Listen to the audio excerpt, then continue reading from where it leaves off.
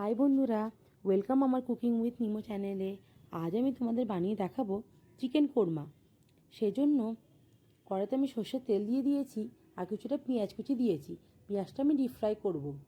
অন্যদিকে একটি পাত্রে আমি চিকেন নিয়ে নিয়েছি, তাতে আমি কিছু মশলা দিয়ে দেব, যেমন নুন, আদা বাটা, রসুন বাটা, লঙ্কা গুঁড়ো, ধনে গুঁড়ো, জিরে গুঁড়ো, হলুদ গুঁড়ো আর দই দেব। দইটা আমি 3 চামচের মতো দিচ্ছি। এবার ভালো করে ম্যারিনেট করে রেখে নেব। হাতে সময় নেই, সেজন্য আমি আধা ঘন্টার মতো রেখে দিচ্ছি। আপনারা চাইলে আরও বেশিক্ষণ রাখতে পারেন।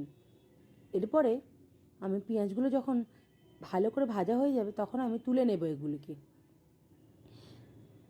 এরপর যখন ঠান্ডা হয়ে যাবে তখন আমি হাত দিয়ে এরকম দুমড়ে নেব। এটিকে আমি সাইড করে রেখে দেবো। এরপর কড়াইতে সর্ষের তেল দেব।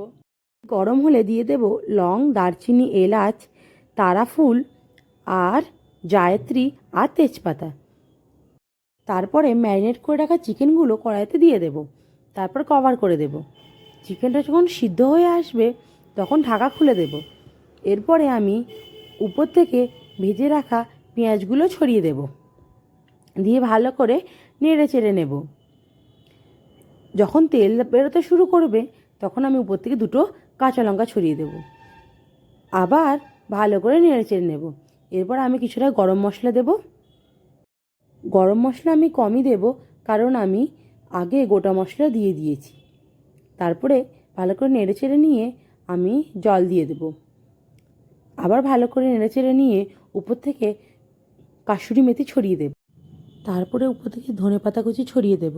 ব্যাস, হয়ে গেল আমাদের চিকেন কোরমা রেসিপি।